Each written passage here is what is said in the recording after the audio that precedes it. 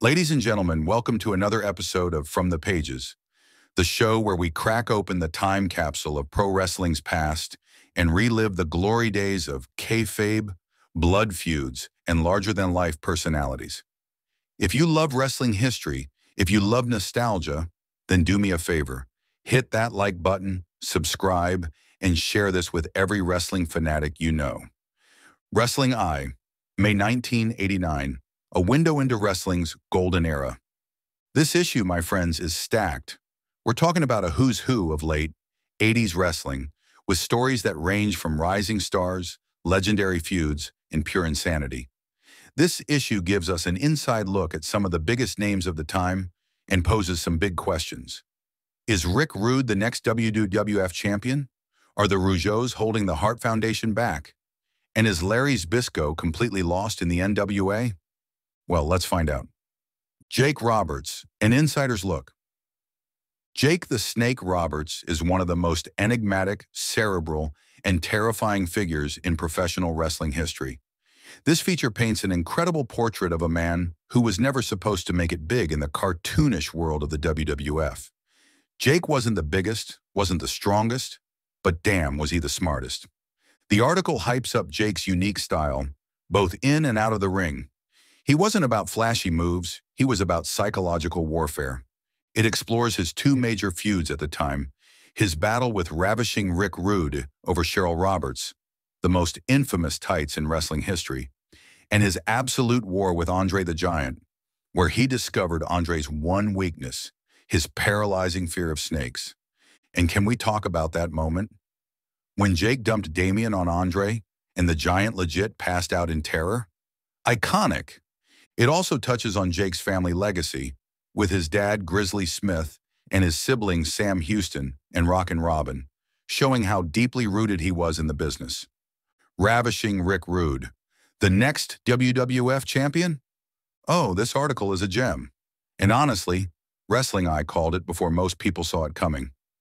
Rick Rude was on fire in 1989.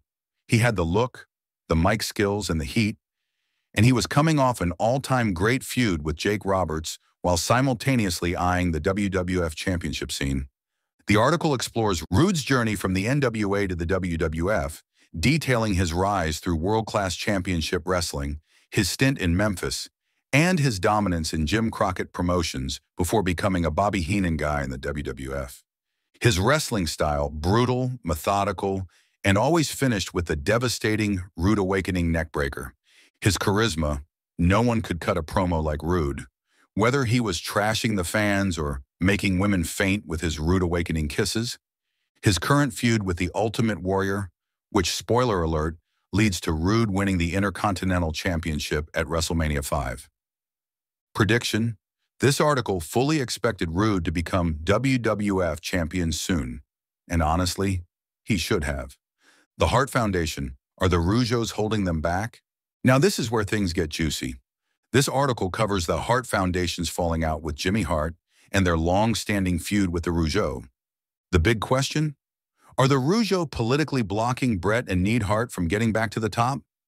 It rehashes the infamous Montreal screwjob before the screwjob moment, when the Rougeaus technically won the WWF tag titles in Montreal, but had the decision overturned. There's a focus on Jimmy Hart's betrayal, how he took the money the Harts were contractually obligated to give him and funneled it into managing the Rougeau instead.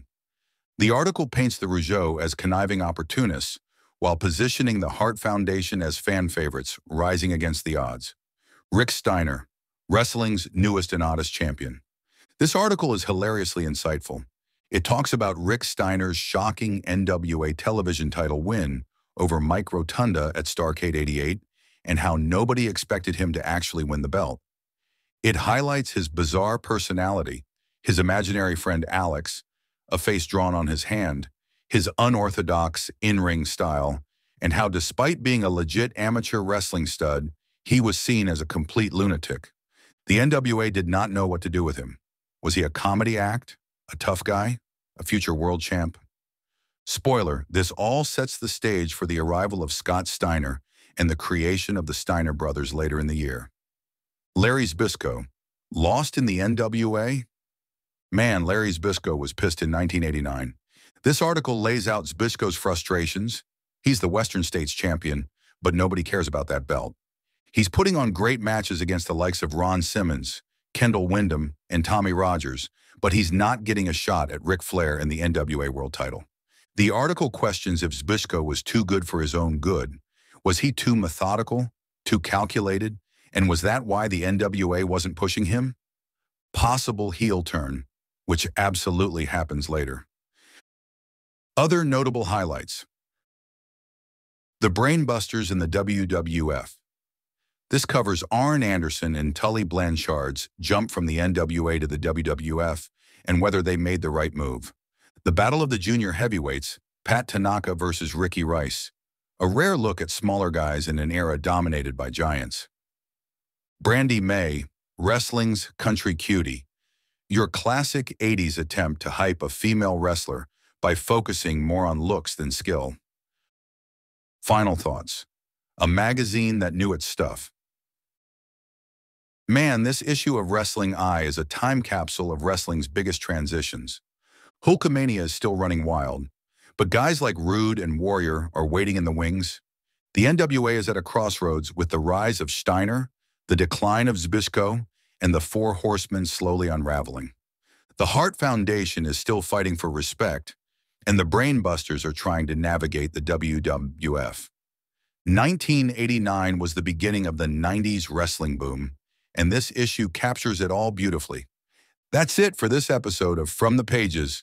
Like, comment, and subscribe. What was your favorite storyline from 1989? Let me know in the comments. And I'll see you next time when we dive back into wrestling's past, because the pages never lie.